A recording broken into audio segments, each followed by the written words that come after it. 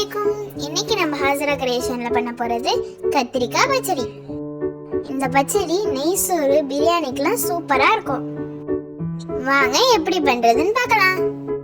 பெரிய சொத்து இல்லாத கத்திரிக்காவை எடுத்து ரெண்டா கட் பண்ணி நான் போட்டுக்கிற மாதிரி கோடு போட்டு க்ளீன் பண்ணி வச்சுக்கோங்க. அதுல தேவையான அளவு உப்பு, 1 டீஸ்பூன் மஞ்சள்தூள், 1 டீஸ்பூன் மிளகாய் தூள், கொஞ்சமா இஞ்சி பூண்டு பேஸ்ட், எண்ணெய் சேர்த்து நல்லா கலந்து விட்டுக்கோங்க. ஒரு பேன்ல நல்ல எண்ணெய் இல்லனா நார்மல் எண்ணெய் சேர்த்துட்டு கத்திரிக்காவை ரெண்டு பக்கமும் பொரிச்சு எடுத்துக்கோங்க. மூடி போட்டு கத்திரிக்காவை வேக விடுங்க. நீங்க பொரிக்காமே கத்திரிக்காய் பச்சடி செய்யலாம். ஆனா இப்படி பொரிச்சு எடுத்துட்டு செய்யும் போது செம டேஸ்டா இருக்கும். இதே போல எல்லா கத்திரிக்காவையும் பொரிச்சு எடுத்துக்கோங்க.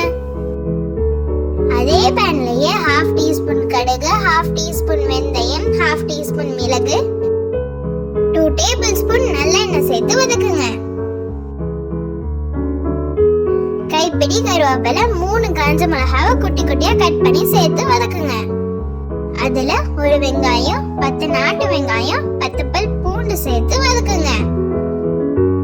2 மீடியம் சைஸ் தக்காளி சேர்த்து வதக்குங்க.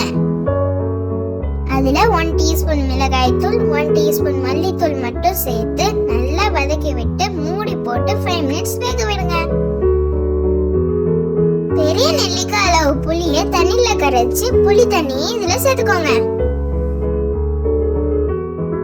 1 டீஸ்பூன் வினிகர் சேர்த்து பொரிச்சு எடுத்து கத்திரிக்காவை சேர்த்து ரெண்டு பக்கமும் கலந்து விட்டு மூடி போட்டு வேக விடுங்க. நல்லா எண்ணெய் பிரிஞ்சு கத்திரிக்காய் வெந்து வந்திருக்கும்.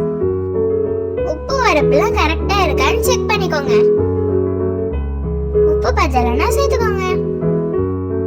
அதுல 1 டீஸ்பூன் வெல்லம் சேர்த்து கலந்து விட்டு மூடி போட்டு வேக விட்டீங்கன்னா சுவையான கத்திரிக்காய் பச்சடி ரெடி. நீங்களும் வீட்டுல ட்ரை பண்ணி பார்த்துட்டு மறக்காம எப்படி இருந்துச்சுன்னு கமெண்ட் பண்ணுங்க. உங்களுக்கு இந்த வீடியோ பிடிச்சிருந்துச்சுன்னா மறக்காம நம்ம சேனலை லைக் பண்ணுங்க, ஷேர் பண்ணுங்க, சப்ஸ்கிரைப் பண்ணுங்க.